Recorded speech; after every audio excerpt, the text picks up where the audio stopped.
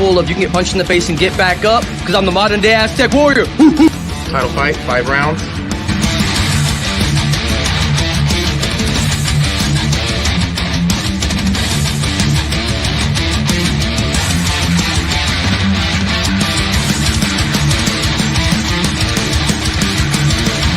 Buddy B. Modern day Aztec warrior. Ah! Hell yeah. That's fire, man. Let's go. Edit. And this is a crazy lineup. You see this right here? So we have a new host helping me out. We got Some Good from StreetBeefs West Coast. Hey, and I appreciate you having me, bro. I appreciate it too. Absolutely, I'm excited. And then we have 2 guests today. So if you look down below me, we have Disturbing the Peace, DTP. Let's go. And then right over here, yeah, we got the one man himself, the one thing that's gonna be on fire but still not too crispy, a Firechicken. Yeah, the fireist. Yeah. How's it hanging today, you guys? Kind of a personal question, buddy, but not bad. I always say a little to the left, you know. Now, I'm excited, but because I really want to get this one question out the way first, and this question I'm sorry this for some cat, because I remember I saw you fight. I think you have like 3 in the yard now. And I just saw you start reffing, and you're over here looking like man, Mr. Cool in the background. You're like, all right, let's go. But then you get in the cage, you're like, boom. So I was just curious, how'd you kind of get into reffing for the West Coast? You know, it's crazy. I want to say it was either Tiny Tank or Wade. It was one of the two, man. If not both. Thinking back, I want to say I had reached out to Wade in one of like the earlier events, and just seeing if he needed help with anything. You know what I mean? Hey, you know, I'm available if you guys need me, whatever. And he mentioned me being a good judge. He was like, I think you'd be good as a judge. So I want to say for like 2 or 3 events, I showed up and I was helping judge. And the last event that I showed up to do that, they had enough judges. So I don't know who mentioned it, but somebody mentioned, you know, why don't you try reffing? And it was already kind of in the back of my mind, you know, because you know, sometimes we see things and we don't agree with it, you know, and you know, when you feel like you can help in that area, whatever area it is, you try, you know. And I saw an area that could use my help, you know, essentially, you know. And so yeah, my first fight that I reffed was the very first fight between Earthling 7 and Mimo Silva, which they recently had a part 2. I want to say the event before last, and that was a banger. But that very first fight was a banger as well. And you know, you could see looking back at that fight versus now, you know, how far I've come as far as reffing. You know, getting the hang of it, being comfortable, knowing, you know, my strengths and knowing, you know, areas to work on. So I always strive to be better in that regard. Oh yeah, that's one hell of an answer. I like that. Yeah, man, appreciate it. I love when Sam K refs my matches, man. Like he has everybody's respect. You know what I mean? God, he's you know, he's not a professional. None of us are professionals, but he does the most professional job of keeping everybody in line, not getting emotional. You know what I mean? And even though everybody else's emotions and tensions are running high, Sam K is cool as a cucumber in there. Sheriff Sam K telling everybody to get off the neck. Yeah, oh, yeah, dude. I love it, dude. I appreciate it. I try. You're like, yeah, let's get it going. Hey, come on.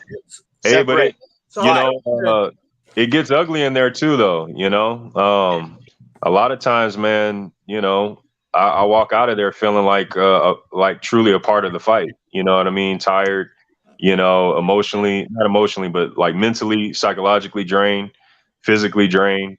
You know, and you know, there's certain fighters who won't back down from each other. You know what I'm saying? And those situations call for a little more physicality on my part.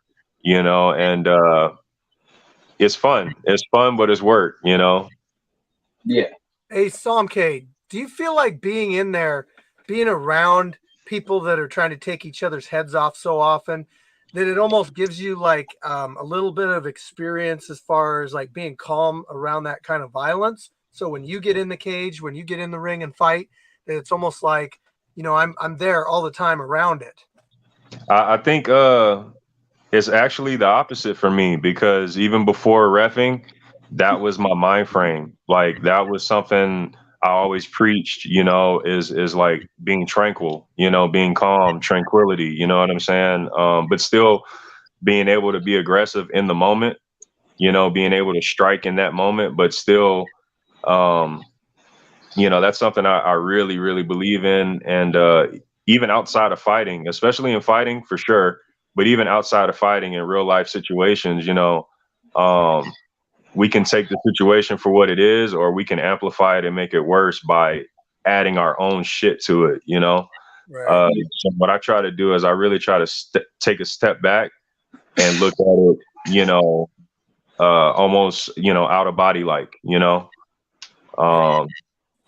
that's why I can jump between two fighters knowing somebody's probably going to hit me, you know, but it's knowing that we're going into that space and, you know, we're ready for it, you know.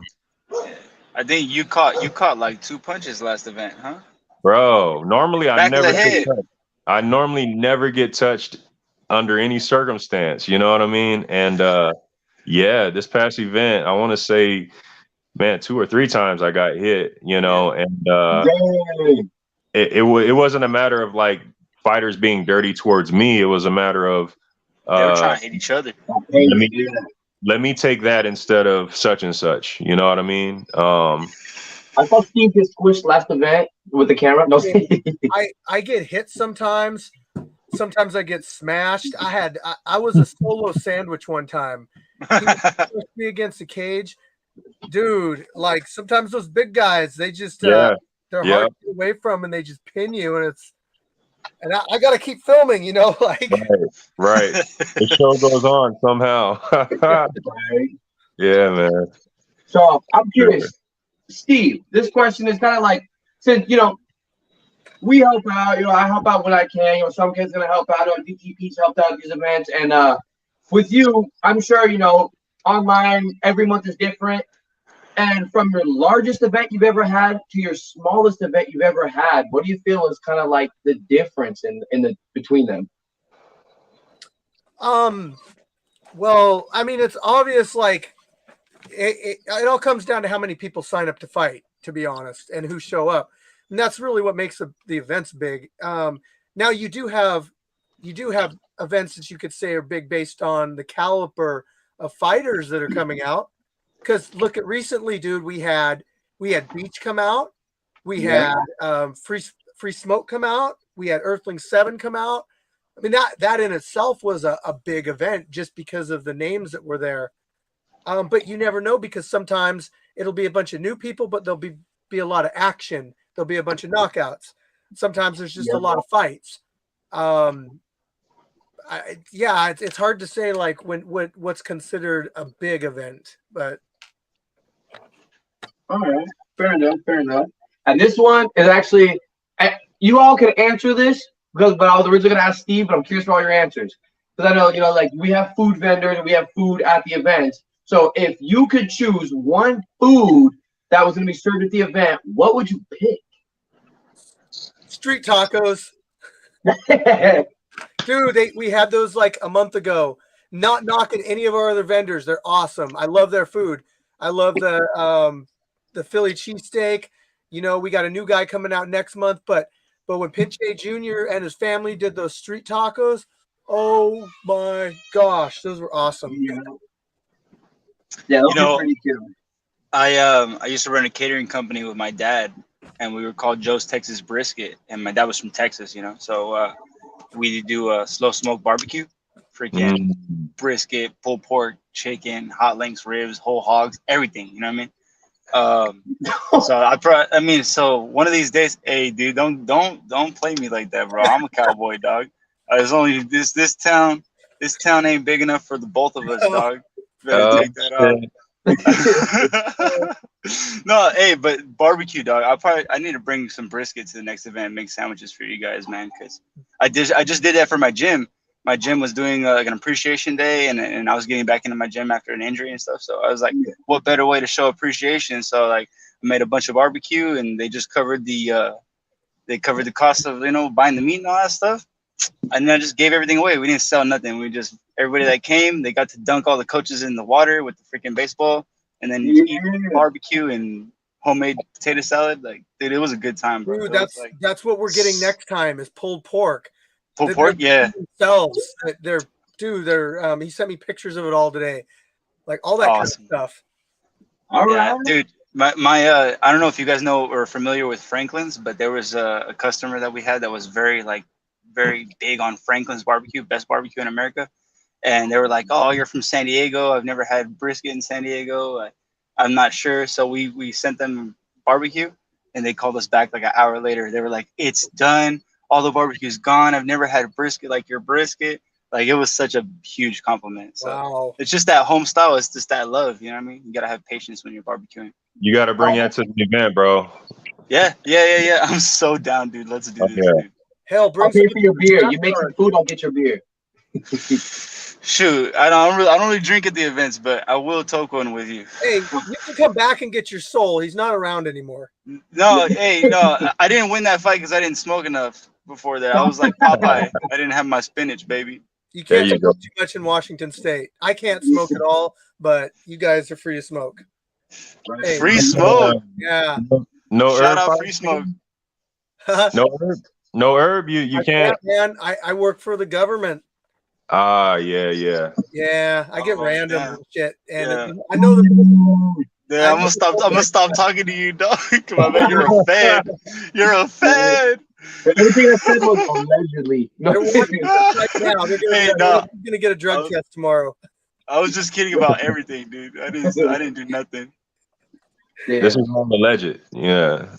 My name's not Dorian, dog. It's Pablo G. Now, so perfect, because I actually have a question going down. We worked our way around. We're like bloop, bloop, and now we're bloop right here. Now, my brother's half Japanese. Shout out to my brother Stuart, and he got me into anime. And I noticed my very first time you have your Akatsuki gear, whether it's the shorts, whether it's the whole thing, you have the I don't know if the scars that resemble for Kakashi or what. I don't know who it is, but what made you choose the Akatsuki? I have to know because I respect that a lot. All right. So it actually does mean something, right? So I love Itachi. Like, Itachi's my guy. You know what I mean? Since I was a kid, and we had an unexpected little brother when I was 14. You know what I mean? So he's 11 years old now. You know what I mean? So I look at him like he's my little Sasuke. You know. And we lost my dad in 2018, and my dad was my best friend, dog. When I tell you, he taught me everything, and how to be a man, how to fight, how to fish, how to hunt, how to live, how to make money, how to fucking talk, the gift of gab, making, you know what I mean? Just being a man, you know what I mean? Just at the bottom line, being a good human being. And when we lost him, dog, just unexpectedly, it was an accident, you know, nobody's fault, but it just sent my whole world upside down. Everything went sideways. Everything went. I stopped doing school so I can come back and live here in San Diego, and I just want to be here with my family. So I just been looking out for him, and I just felt so sad that he didn't have the same time that I did with my pops, and he didn't have the time to be inspired like I was, you know what I mean? Because my dad was a hero, dude. My dad earned the New Nazareth Award, which is the Medal of Honor for Border Patrol. Nobody gets that, and he earned it. and he was in the Border Patrol for 26 and a half years, and yeah, he retired, you know, on top of the game. You know, he was a beast, dog, and everything he did, he was a savage. I'm named after Dorian Yates because he used to compete in the police games. And that was his inspiration, was Dorian Yates. So that's why I'm Dorian. So my goal is to inspire my little bro the way that my pops inspired me, because I looked at my dad like a hero. And so if I can be a real hero or a real fucking anime character or a real motherfucker that's really doing it, despite the wins or losses, I don't care about none of that shit. You can hit me in the face, you can beat my ass, I'm still gonna get up and be like, I fucking won. Watch the unedited footage after I beat after Terrifier beat me, right? After Terrifier beat me, the ref goes, "Hey, are you good?" And I put my hands in the air and I say, "Had him right where I wanted him." Dude, because I mean, come on, bro. He broke my rib and I got up right off the floor and I was just concussed or whatever, but I was still, you know what I mean? I was in there. He was hitting me in the face and I was laughing. Like, I don't know if you heard that, because I knew I couldn't get up. I knew my shit was broken. I knew I lost. So the only thing I can do is be like, ha ha. You know what I mean? So I took that, just, you know what I mean? I accepted that I lost that. So whatever, you know? And Unga Bunga, same thing, you know what I mean? I wasn't prepared, lost, but it's all good because I'm still going to come back the next month and still try to be fighting your ass. You know what I mean? Yeah. Hell yes. So anyway, I look at myself, or I try to adopt the Itachi kind of mindset. Like everybody I've always been a black sheep and I've kind of felt like an outcast. So I feel like on the outside of the village, but I'm still trying to look out for the village. And I'm still trying to look out for my little brother. And that's the most important thing at the end of the day. He's the next generation. He's going to do great. You know what I mean? Because he's going to have great examples. And so I just want to be that. And so that's why I chose Street Beefs. I wanted to be a professional fighter. And I probably will do that eventually, hopefully, you know. But I started with Street Beefs because God forbid anything happens to me, he can always go back and look at that and be like, hey, that's where we come from. That's the Perez way. You know what I mean? That's what we do. So that's our blood. And so like that's how I look at it with my dad. You know what I mean? He can do all these things. Then why can't I? You know what I mean? I have the tools and I have the wisdom that he gave me. He figured it out on his own. And why can't I do it with all the wisdom? Yeah. Damn, man, that was deep. I love that answer. Thank you for that.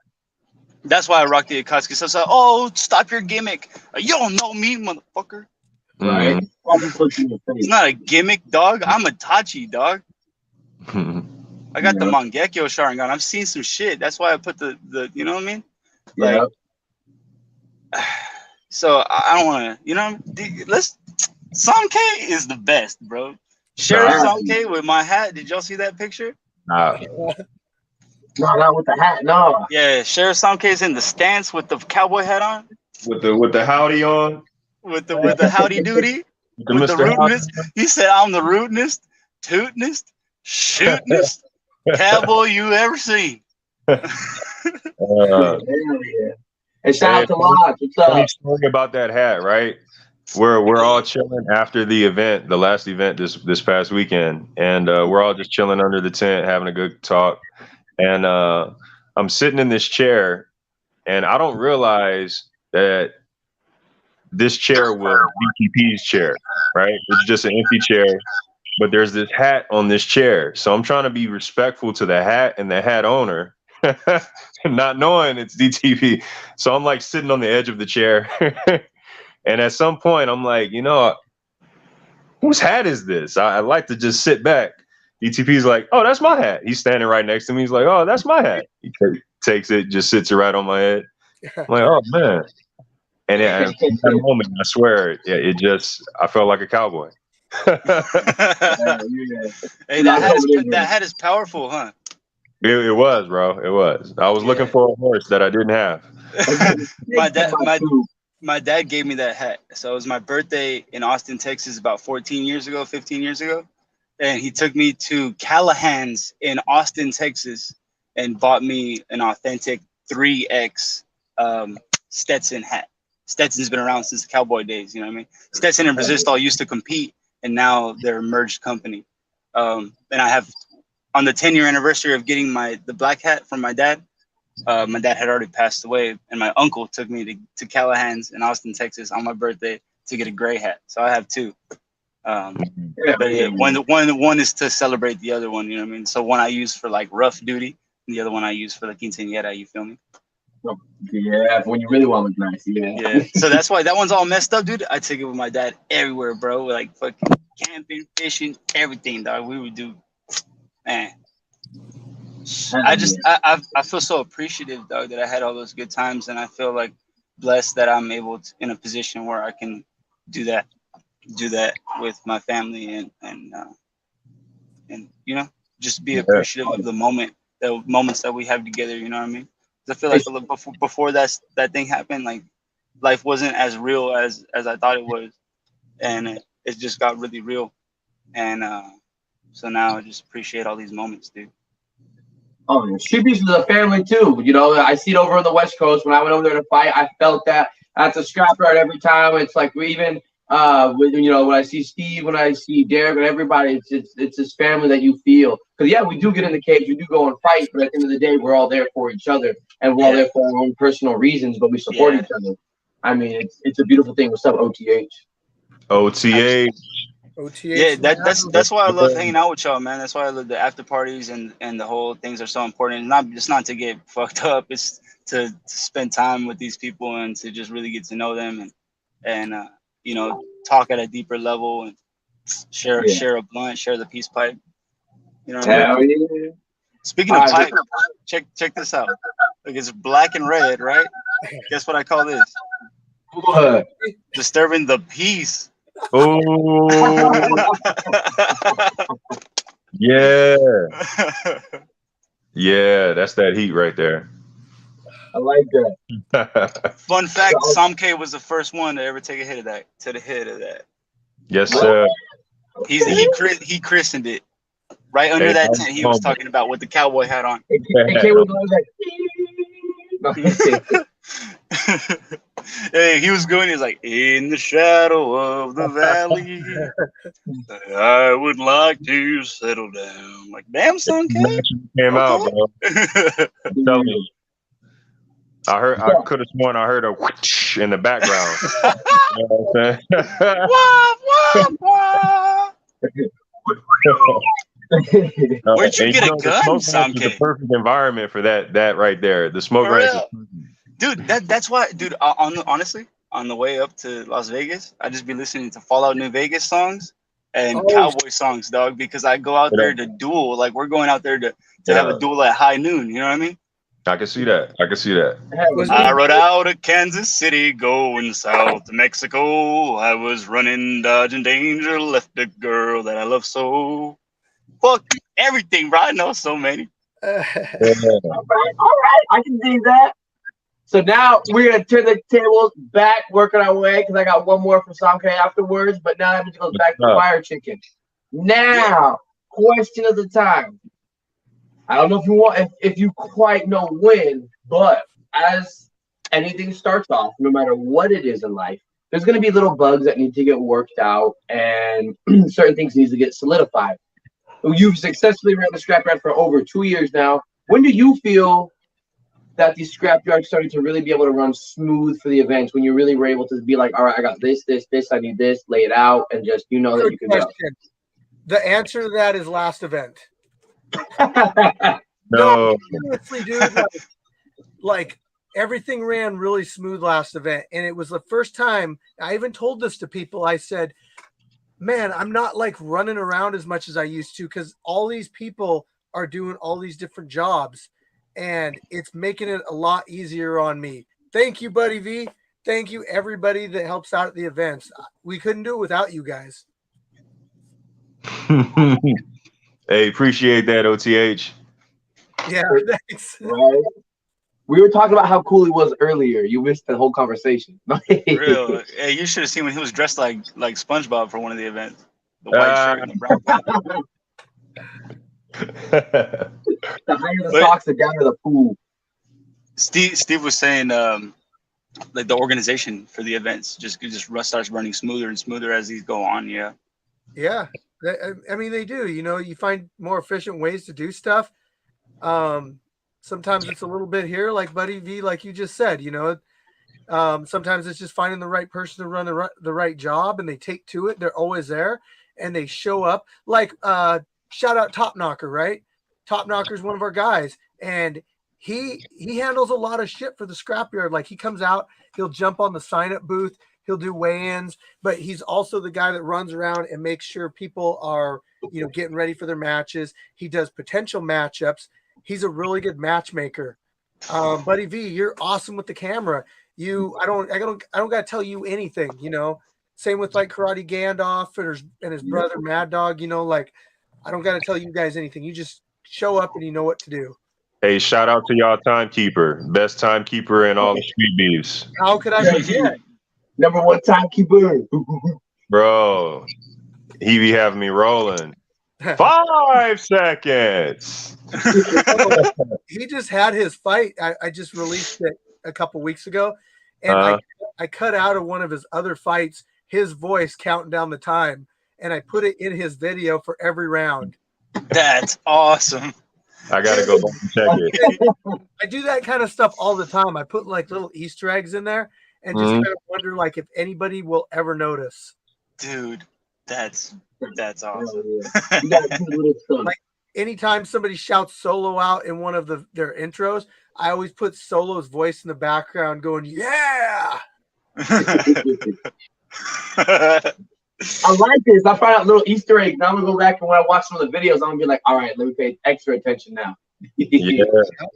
Dude, you're doing something right there, Steve, because I know your Instagram is popping because I'll like be scrolling through Instagram just like 3 in the morning, and then I'm just see myself getting my ribs broken, and I'm like, oh wow, they're doing good. Like, dude, I run all that stuff, man. Like I got like my wife, Mandy Bear, she does a lot of the promoting on Facebook, but you know, I'm really trying to get out to all the different. I post on Reddit, Instagram, Facebook. I don't really mess with Twitter. Posting stuff on YouTube on the comment section of YouTube. So I mean, it's a lot because you're trying to get your stuff out there for people to see, trying to get the fighters the exposure they deserve. Hey, and I saw Blicky's fight actually today. I was looking through some of the fights when I was double checking some of my fighters to watch for later. And yeah, Blicky was one of them. Nice job.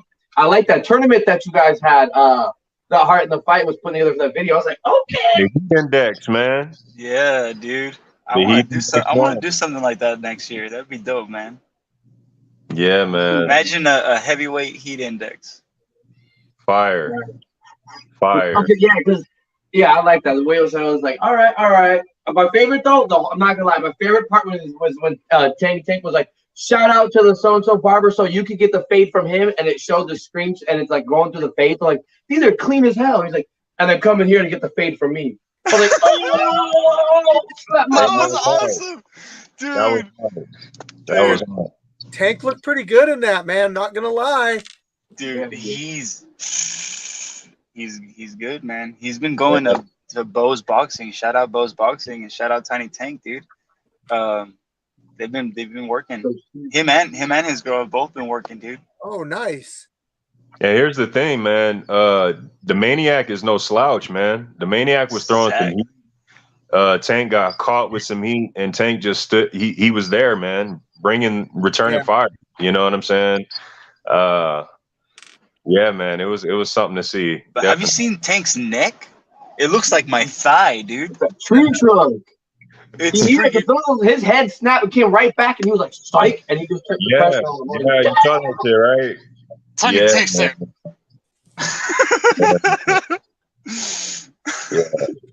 He kept doing this double uppercut. You know, every time the Maniac would turn his head, it was like, "Nah, you're not getting away. Come here." You know, and he doing the double uppercut. You know what I mean? The little shank, the little double shank.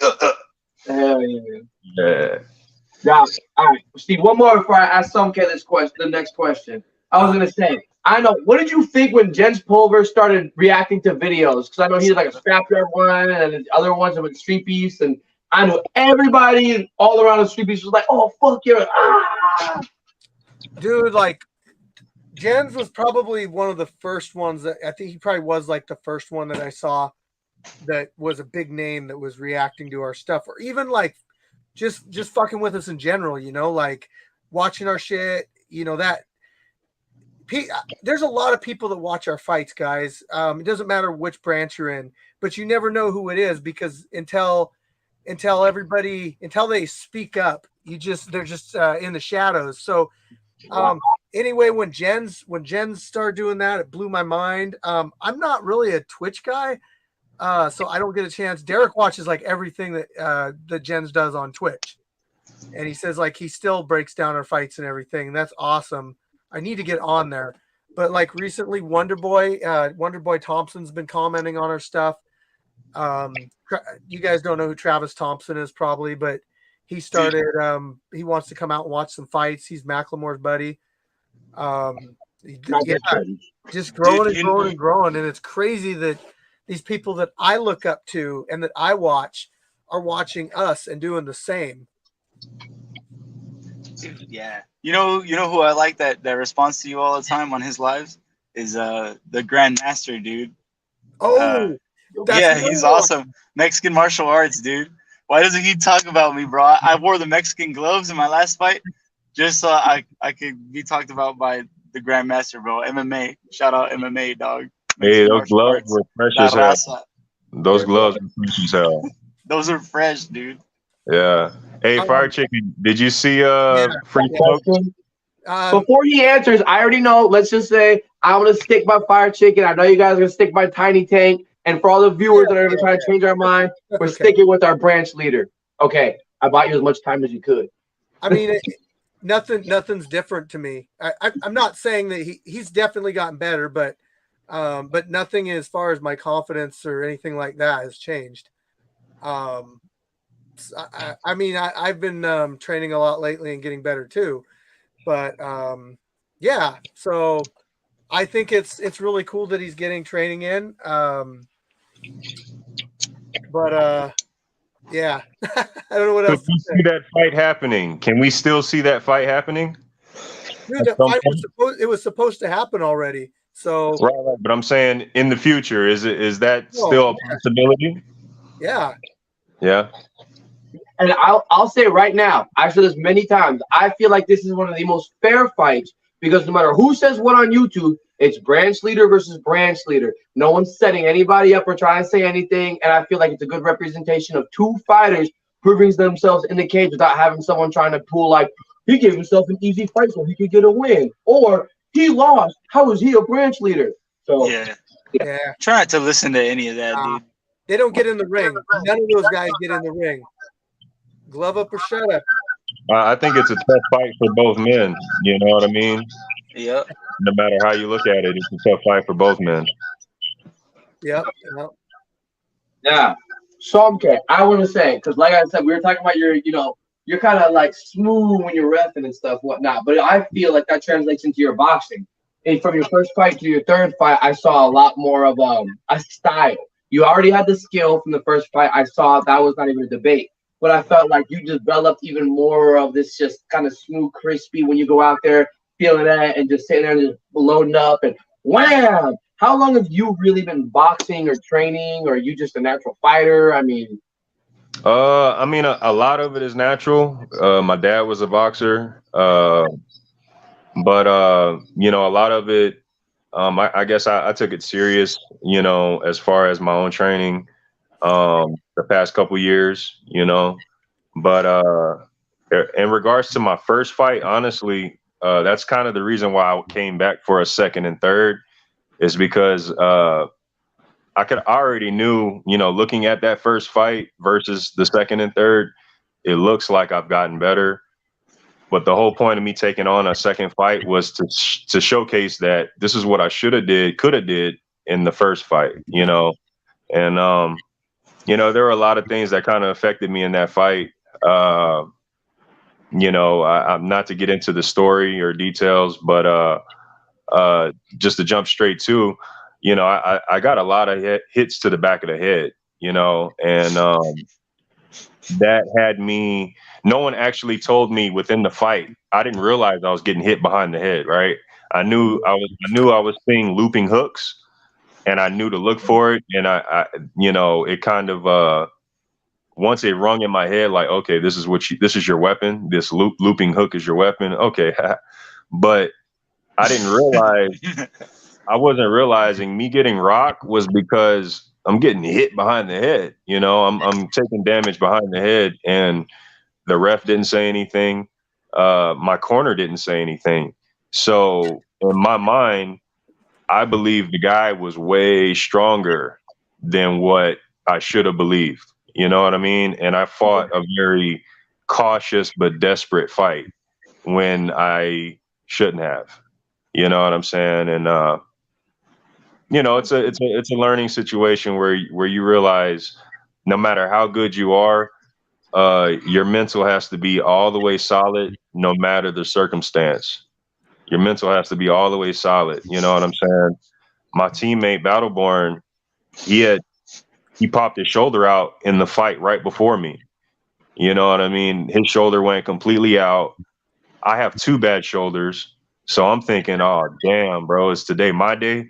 You know, and I need to go check on Battleborn, but then I hear my name being brought up for the next fight. So I'm like, oh shit, I ain't even got my wrist wrapped. I'm like, you know, I'm in this state right here, which I shouldn't be in. You know what I mean? Yeah. Yeah. And the name that I read on the bulletin, Samke versus such and such. When they announced Samke versus such and such, it was a different such and such. You know, so I'm like, wait a second, that's not the name that I read on the board. You know, so it was many variables that kind of like were fucking with me outside of the fight. Dude, yeah. So I came back for the second one, you know, and I didn't like how that one would happen. So I came back for the third one. Honestly, I didn't like how that happened, you know. So I'm gonna give myself a little time, and I'll come back for another one. We'll see how that one goes. Dude, I sparred you, dude, and you're crispy, man. Like you're really crispy, man. It sometimes in sparring, like we throw things that you know we don't think we can land, or like, you know, stuff that we're trying out.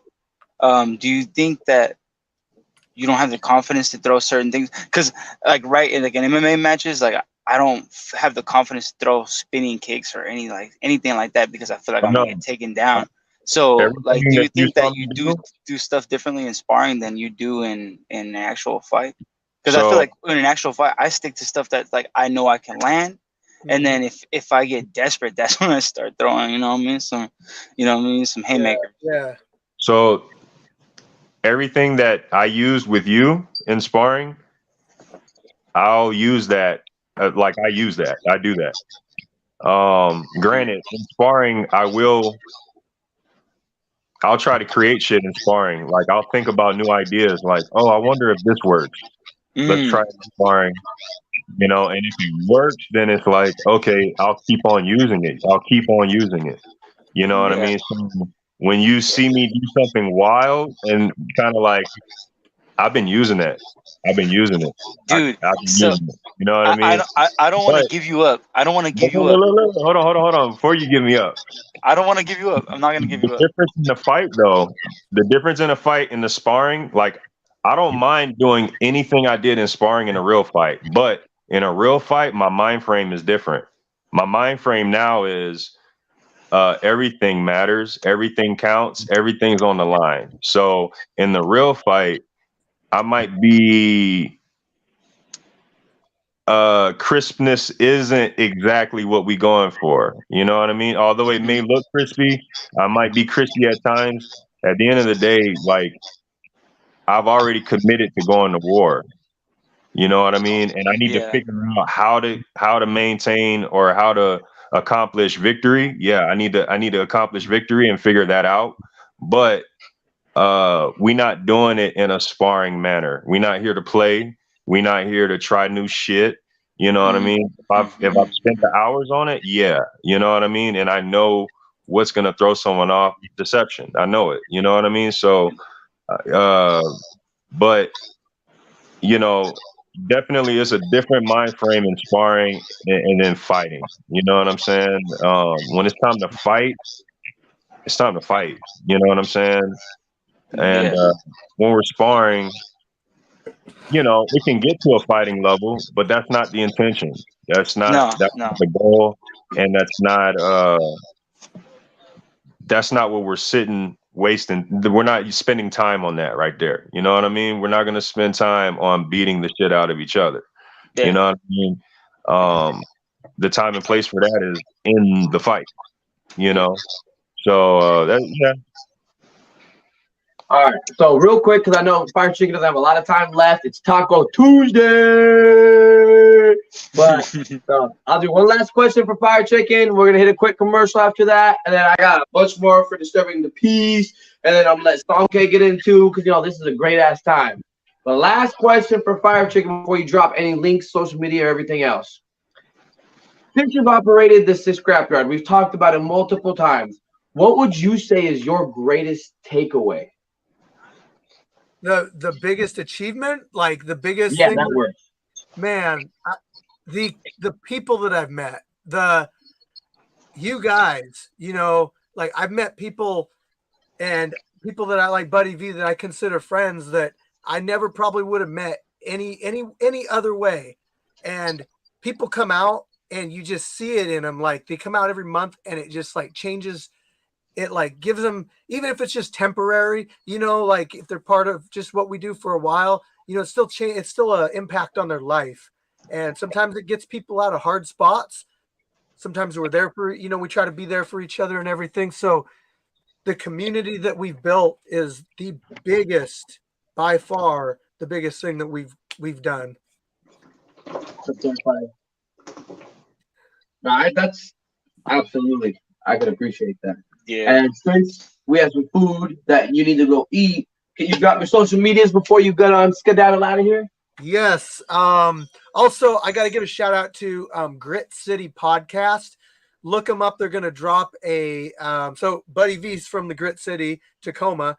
But they've been following the Scrapyard for a long time, and they've actually hit me up a few times to do interviews. But they had me and Mandy Bear on last Sunday, and it's a good interview. Check it out. It'll be out tomorrow. But as far as social media goes, we got StreetBeefs _ Scrapyard on Instagram. We got our Facebook group, StreetBeefs Scrapyard. We got the YouTube channel. We got the secondary YouTube channel, which is Scrapyard GoPro, which is just alternate stuff. You can check all that out. You can DM me on like any of those. And I try to respond to everything. So if you send me something, you'll get through. I got an email too, just for that. It's scrapyardfighting@gmail.com. Check that out. That's all I got. Tomorrow, Keanu from the main branch, he will be in Washington, and he's coming out to the Scrapyard to spar. Nice. So Keanu, he wants to get some video footage of it. I think he wants to knock me out and have video proof. So I got to have at least a couple people there to tackle him and get that camera away from him before he leaves. Yo, Steve, real quick, man. If I were to go back out to the Scrapyard, who do you got for me in boxing and who do you got for me in MMA? What about kickboxing? You want to kickbox? Well, okay. Sure. But next year. Wait, I don't know what you're well, okay. For MMA, I don't care. Just my experience is Joe Rogan. It just depends, man. Like I got a few people out here. I got Mad Dog, that's a heavyweight. I got Sifu Panda. I got Solo. I got King Abel for boxing. I got it's just they come and go. You know what I mean? Well, whatever. I'm willing to jump on the grenades. So I'm with it. I'll get you signed up ahead of time and everything, and we'll work on it. Like okay. It doesn't have to be the number one guy this time. It can be. We'll have options. That's all I'm gonna say. We'll see. Because I wasn't ready for none of that last time. But yeah, that was but now We had a guy. I feel better now. We had a guy come No. out. His name's Seafood Panda, and he said, "Well, I want to fight Terrifier." And I go, "Well, how about you fight Solo first?" And then Solo beat him. And then after the fight, he comes up to me. He's like, I think I want to not take that fight with Terrifier today. I go, "That's okay. You know, that's fine." Yeah, you're a smart kid. Yeah. Firechicken. You're smarter than me. Keep in mind, DTP is on a run right now. He's on a mean streak right now. I think Grizzly fight. Mad Yeah, Dog. I'm undefeated in boxing, so I can fight. It's just, Buddy, who do we got? I have boxing? trouble with wrestlers. Who do we got? You got what? Heavyweight boxing. Who do we got? We've had people come and go. Top Knocker. D. Ellis. Yeah, D. Ellis, yes. That'd be a good There we one. go. Because he's one that fought Vice Grip. Yeah, that would be a good one. Vice Grip today, but he fought another guy. Forget who he fought. He fought somebody. Oh, dude, I can't fight Vice Grip, dude. I'm too much of a fan. No. He fought. I would be too starstruck. Dude, I can't fight. He Clint Eastwood in the flesh. beat Samoan Hokage last month too. Dude, So- he'll beat the shit out of me. I'm telling you. No, this is D. Ellis. This is the D. Ellis guy. Oh, okay. That's gonna be that'd be a good challenge for boxing though. That'd be Okay, a good good. solid boxing match. He's got some skill. He definitely needs to work on a little bit of cardio. That'd be a solid Brickhouse match. would be a good one too. Good. Who? Good. Well, I just want you to Brickhouse would be keep that good. in mind. Keep that That's in a good mind fight. for next time I go out there, because I do want to go back out there. I like the turf. Brickhouse would be a good fight for you. Brick House in Muay Thai. Awesome. Yeah. Or straight boxing. Okay. Either one. He'll do MMA also. Word. I'm down. I'm with it, dude. Just let's do it. So, but in his Mexican Grizzly fight, when he was like, "You want to put the MMA gloves on? You want to put the MMA gloves on?" I was like, "Oh, don't tell me he's gonna go from boxing to MMA gloves." Oh, Dude, that would have been sick, right? Everybody. Hey, can I make a quick public service announcement though? This goes out to every single fighter in every single branch. Every fighter, please make sure you brush your teeth in the morning. That's all I'm gonna say. Brush those teeth in the morning. Oh shit. Can you brush the teeth? Yeah. But you're right. When you brush the teeth, don't forget the tongue. You gotta scrub the teeth. If you don't brush your teeth in the morning, you don't fucking win, baby. Look, this is what I'm gonna start doing. Take a point away. Bro, I'm gonna come up with some sort of quote for bad breath. I'm just saying. Biohazard. I lost part of my eyebrow when you breathe. Damn. Bro. Hey, dog, You know I what I'm can't see it saying? in my left. You give me pink eye. Oh. Your 8 count might just speed up to 9-10. Oh, that's all I'm saying. That's all I'm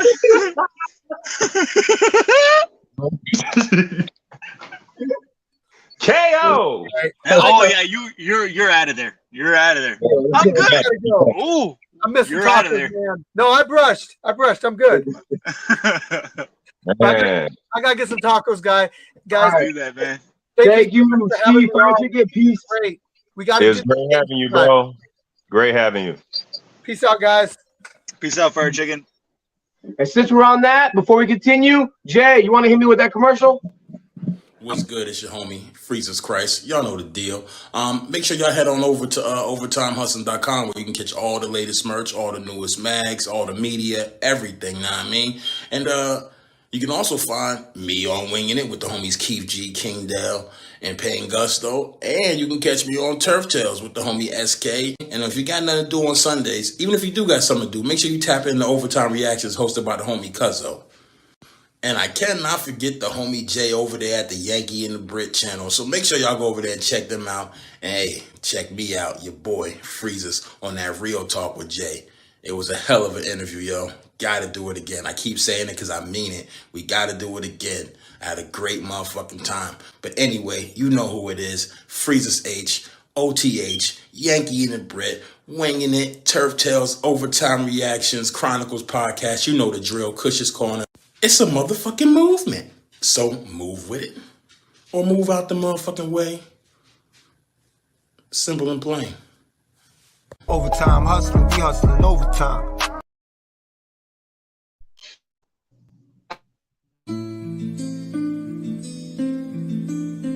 Hey, it's Wedo. As some of you may know, we are hosting an event here in Arizona in December. So the goal of this event is to have as many cross-branch matches as possible, the biggest name StreetBeefs has to offer. So we reached out to members of these branches, and there's a lot of interest in attending. However, much of that interest is going to be stifled because of travel expenses. Heart in the Fight is offered to step up and help fundraise. We're going to be taking donations, all of which will go towards providing as much help as possible to your favorite fighters from the OG Yard, StreetBeefs Dirty South, StreetBeefs Scrapyard, and StreetBeefs West Coast. We will also be selling t-shirts and other merchandise from Heart in the Fight, such as Wedo and the Mexican, Locked In, exclusive StreetBeefs anniversary shirts, and of course the rare Heart in the Fight shirts. Again, all proceeds, every dollar, go back to the fighters to make sure that we provide the best matchups possible. If you're interested in pre-ordering anything, please DM myself or Daniel.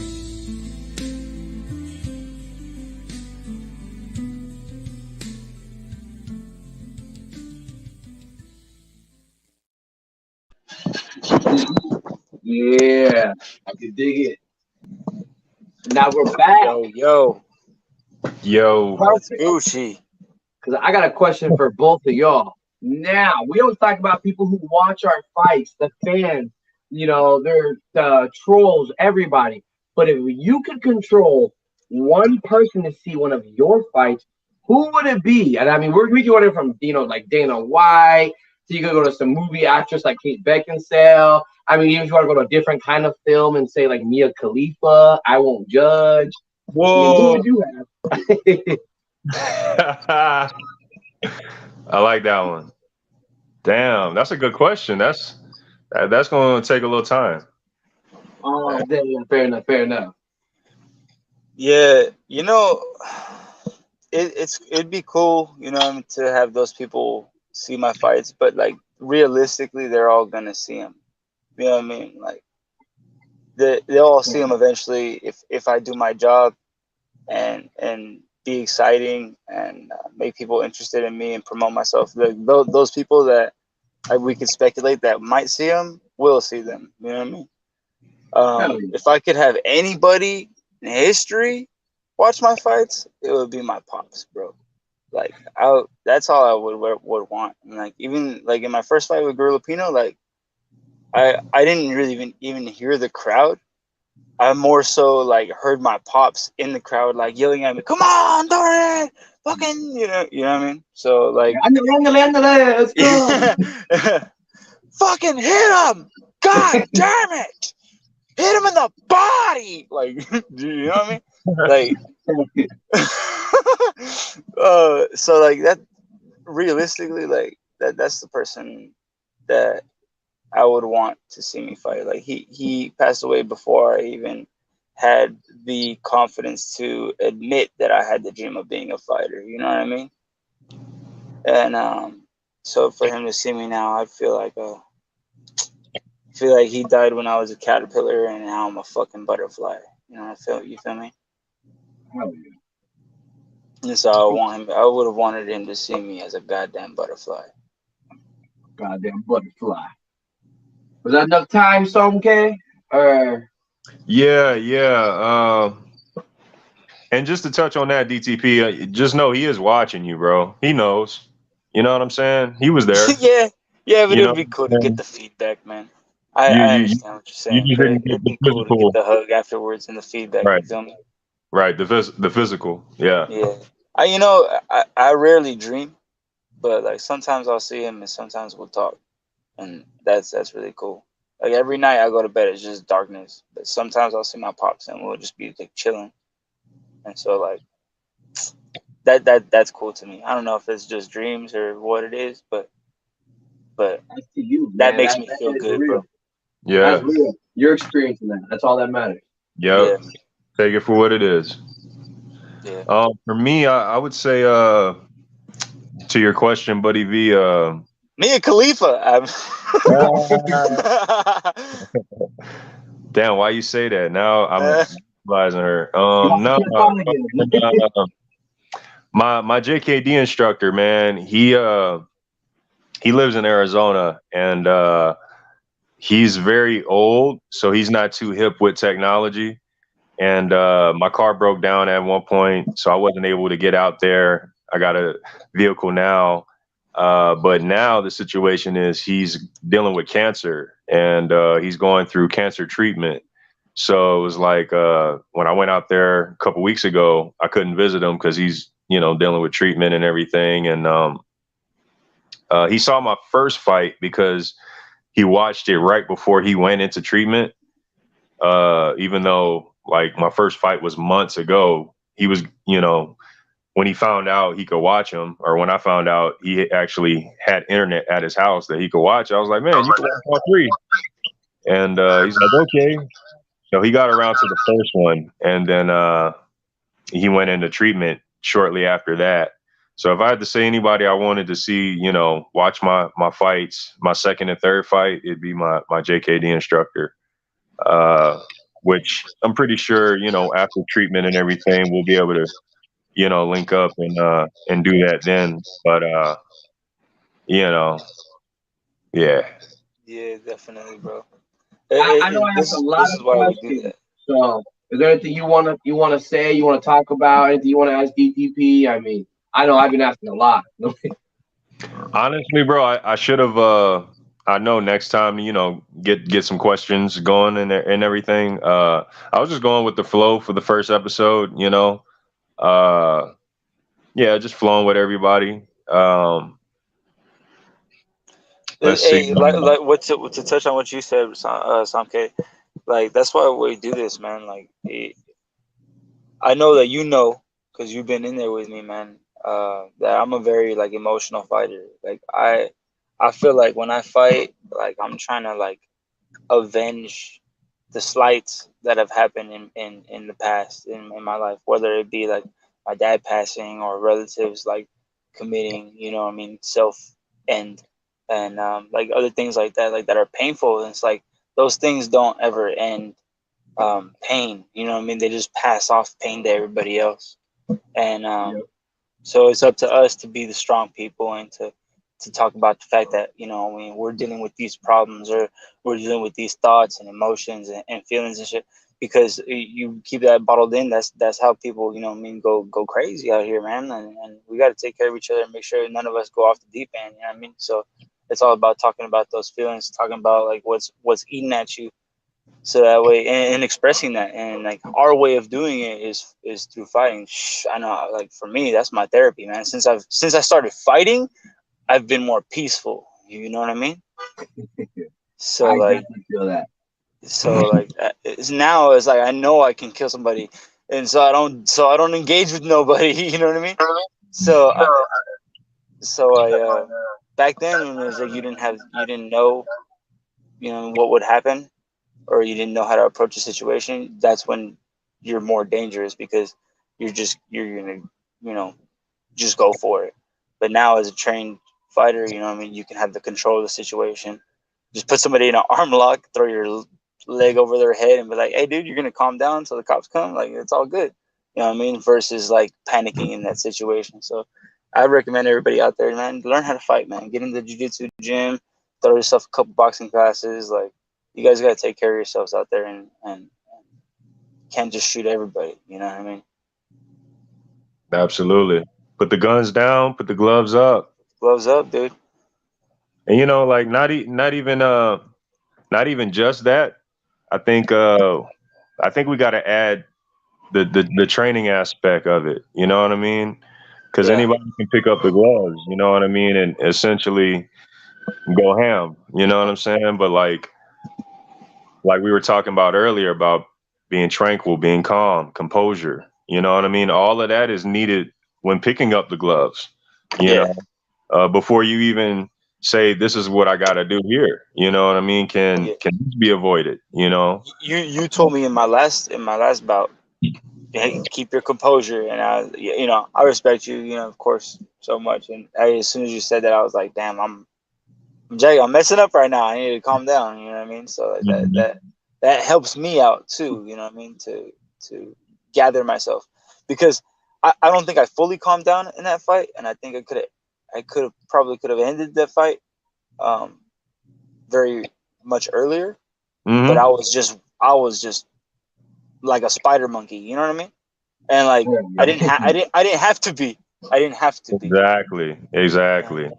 And it's just how I look at it, is like, this person is responsible for everything bad in my life, and this person is evil. This person is like, you know what I mean? Like, I have to put them in that situation. Otherwise, I feel like I'm too merciful, and I feel bad for them, and then I don't want to engage with them. Like in my MMA, for our first MMA fight with Feed Me, I looked at him and I was like, man, he didn't even warm up. I'm not gonna punch him in the mouth. You know what I mean? Like I felt bad. Like, imagine if I drove my elbow into his eye socket. Like, a dude that didn't even warm up. Like, you know what I mean? So I feel like I've been too merciful sometimes, and so that's why in these last couple of matches, I've just been like, all right, let's end this. You know what I mean? Because I don't want to play to their skill level anymore. I'm gonna just display my skill level, and that's what I felt like. You know what I mean? Because I think people are underestimating me. But then at the same time, I'm a detriment to myself for getting too emotional in these situations, and then just grizzly bearing people versus displaying my superior boxing, which I have. You know what I mean? But finding the balance. I think I need to find a happy medium between the both, and we're gonna have a good harmony between aggression and precision. That's what it is. I like that. And now we got a fun segment. We'll see what you guys think. Jay, you know everybody's favorite time. Buddy V's Fighters to Watch. Now, I have a couple for today. I have one from West Coast, one from Scrapyard, and one from the OG branch. So we'll see. First one, OG branch. T Nasty. I saw his fight I think it was released today or yesterday. Killer fight. He's also in my division, MMA. I think he fights 160. But he made it on the dude. I was waiting for his gas tank to go, and while he was breathing, he could barely take a breath, it sounded like, at some points, and his hands did not stop. He kept on. He ended up winning the match, and I was just grappling, striking. He was go, go, go, go. And that's something that I feel like I try to fight like. So I was just like, so T Nasty. Let's see, Scrapyard. Crazy enough. D. Ellis, the one that was one of the names brought up that would be a decent fight for you, DTP, because I do feel he's improved, and he actually was the one that I thought he was going to lose the vice grip. After a certain point, I was like, oh, he's about to lose. He's breathing hard. Vice grip's got this again, and he came back, got vice grip. He ended up catching him with a nice one. I was just like, oh, okay, so this guy can dig deep, because you guys see it where some fighters come in, they start breathing hard, and then all of a sudden you can kind of see them give up. And then know the ones that really know, they'll dig and they'll dig. It's like, definitely. Now, West Coast. This one was said by Free Smoke once before. I say this because his most recent fight was your boy Juice. Let's go. Oh man. Let's go. Oh man. I mean, Island Strong was one of my picks before. I love Island Strong. Island Strong, my favorite. Amazing. But your boy Juice made it look like Island Strong does not play around. He's a phenomenal fighter. He's a hammer. Your boy Juice just made Island Strong's a hammer. Yeah, dude. We got in that fight was a street fighter versus a boxer. Yeah, you're right.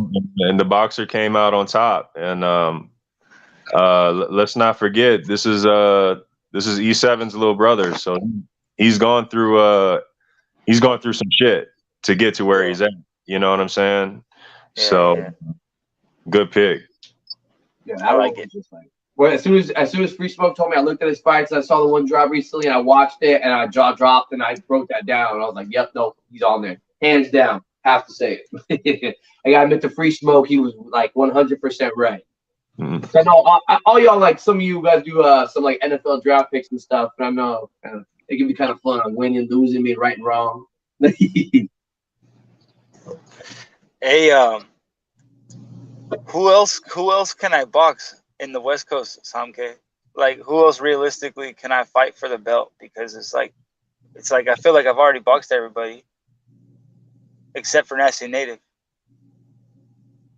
Yeah, I mean, yeah, pretty much. You got what? Nasty 619, Dub, really, yeah. How do you like the 619 fight for me for the belt? We're on the same team, bro. How are we gonna do? I don't think it's necessary, bro. I mean, I'd like to watch it. I'd still watch it. It's a good fight.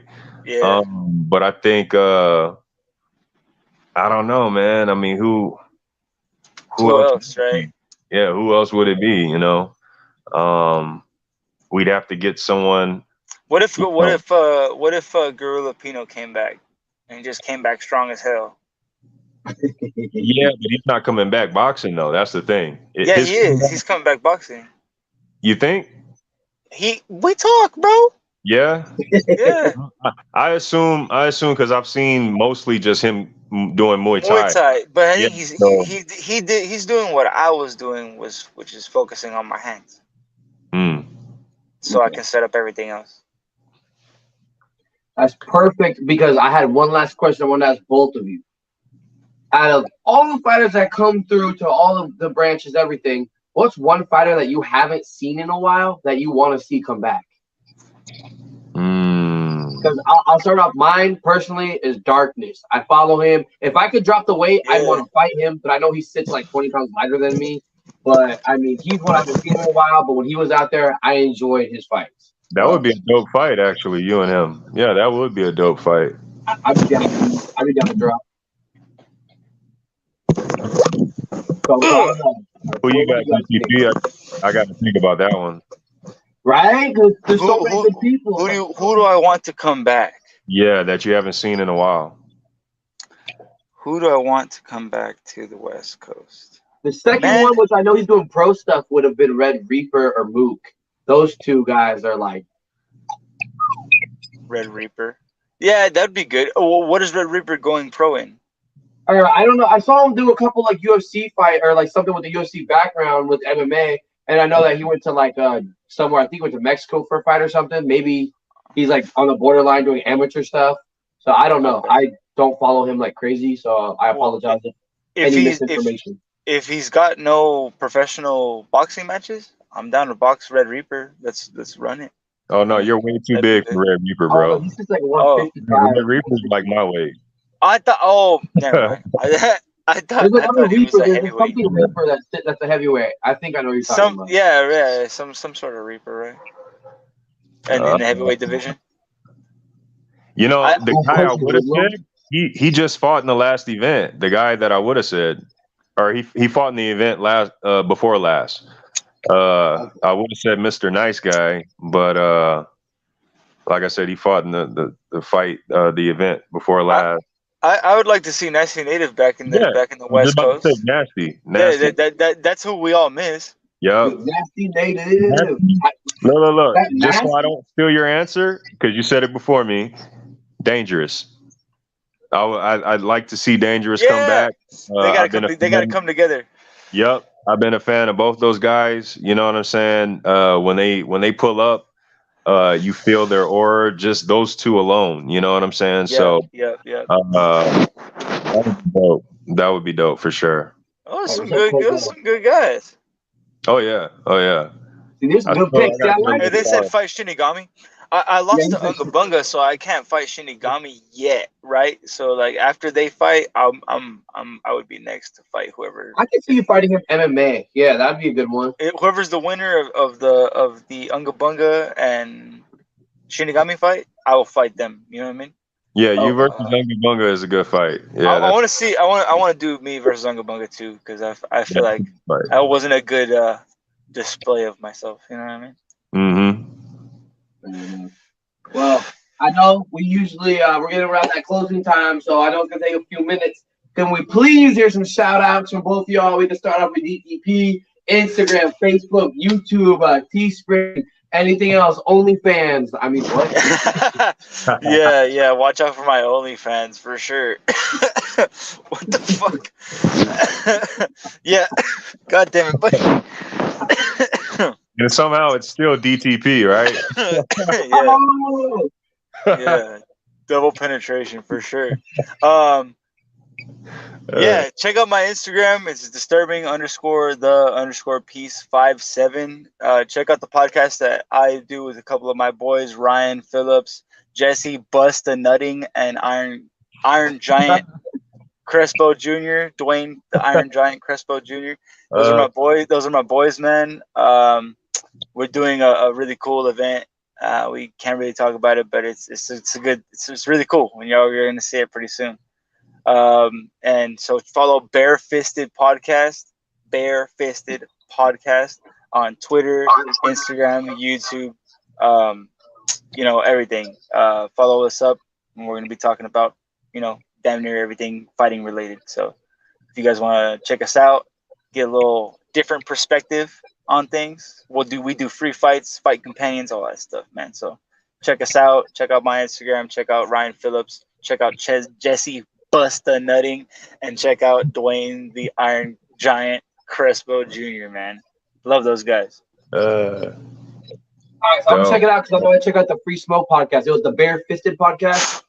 Bare Fisted Podcast. It's all the same name on YouTube, Instagram, Twitter, and Facebook. I believe we got a Facebook. But and then if you follow me on Facebook, you know what I mean, Dorian Perez. Follow me on Instagram, and then I'm gonna shoot out whenever we go live. I'm gonna shoot it out the day before, so you guys can check it out. Hey, that's a great choice of words. Like that, the past 3 paragraphs that you just said, great choice of words. I loved it. Hey, thank you. I don't remember what I said. I was just kind of fucking flying by the seat of my pants here. There's a lot of shooting, a lot of Busta Nutting. There was a lot of Yeah. That's all their names. That's his name. That's his name. His last name is Nutting. His nickname is Busta. Look at and then they told him he can't be Busta, so he changed his nickname to Can't Stop. So now it's Jesse Can't Stop Nutting. Wow. That dude is a beast, dude. Oh man. Yeah, so check out Jesse Busta Nutting. Check out Ryan Phillips, King of Kings, and check out Iron Giant Dwayne Crespo Jr. Iron Giant's a madman. Iron Giant kicked me in the leg. I was like, "Give me 100%. You ain't shit." He's like, this much freaking taller than me, freaking super huge. I was like, "You're not shit. Kick me in the leg." And he kicks me in the leg. He's like, "I'm not gonna kick you in the leg 100% because I still want you to have a femur bone in the morning." And I was like, "Huh?" And he kicks me like 10%. And I was like, and the next day during the competition, I still felt my leg, dude. That guy is a murderer. A murderer.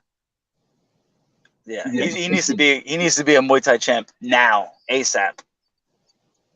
Well, shit, man. I don't really do the social medias like that. I'm not that guy. If you got me, you got me. I'll just shout out the West Coast. I'll shout out the Scrapyard. I'll shout out the OG Yard. I'll shout out Dirty South. Go check out Disturbing the Pieces fights. That's this guy down here. Go check out my fights, Samke. You see how to spell it right there. And go check out Buddy V's fights. Hey, speaking of Buddy V, the man of the hour, man. Freaking congratulations on your belt. That's a beautiful little belt you got there, buddy. Hell yeah. Thank you. I'm excited, man. I was ready. Aztec Warrior, baby. Aztec Warrior. Like I said, I'm living proof, man. You get punched in the face. I tell people don't believe it. Like my first 3 fights, I lost 1, 2, and I went to the West Coast and I lost to Laminate for 3. Then I came back, and then the next fight event, I won 2 in the same day. So it's just like how bad you want it. It is what it is. But I think we come from the same blood there, buddy. Because I'm native as well, so like. I think we got that same warrior spirit. I'm part native too now. I'm part native. Oh shit! Well, I mean, I connected with all of y'all. But when This I is went up to what we do. when I went up to Scrapyard, Buddy V was one of the few people that I talked to and I really connected with, and we I shared a peace appreciate pipe. that. We shared a peace pipe and all that stuff. So, like, you know Oh, what I mean? Yeah, So it was a good time, bro. So it was a friend I made. I made a friend in enemy territory, what felt like enemy territory at the time. You know what I mean? So yeah.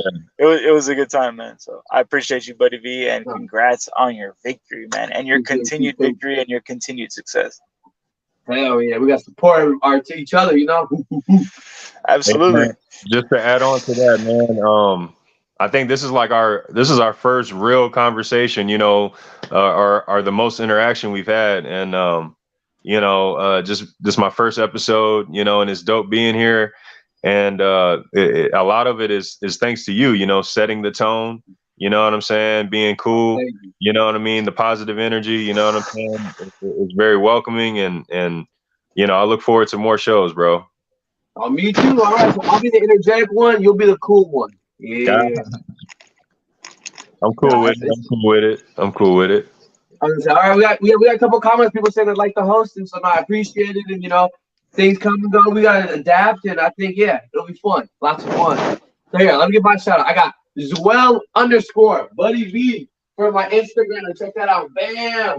Zoel -world for the website. You can get all your official Yankee the Brit merch. Yes, I draw everything myself. I make everything myself. You can see I got my stash jar for all those people that smoke. I got my OPH collaboration. Shout out to them. And all sorts of really fun stuff.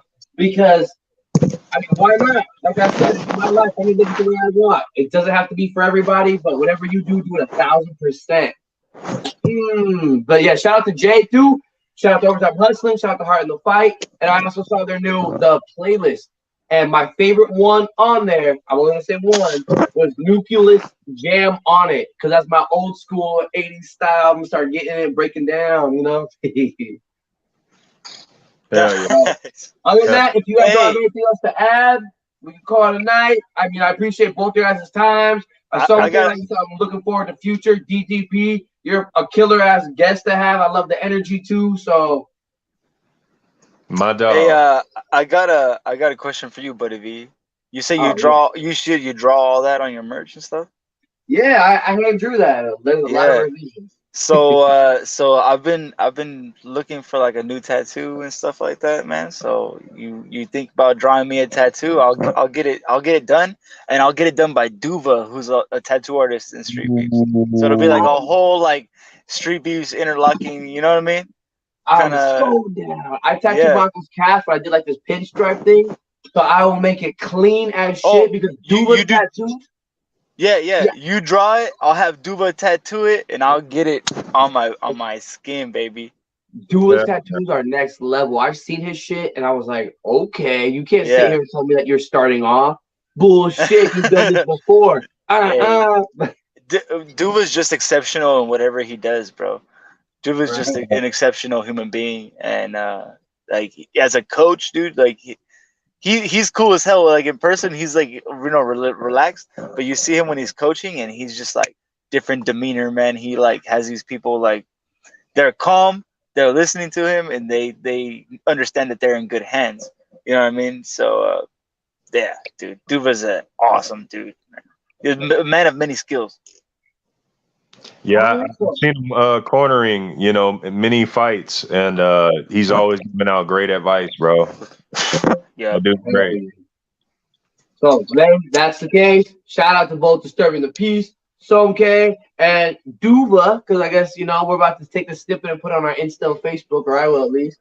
But in the words of Beast, in the words of Jay, he says, "One world, one love, deuces."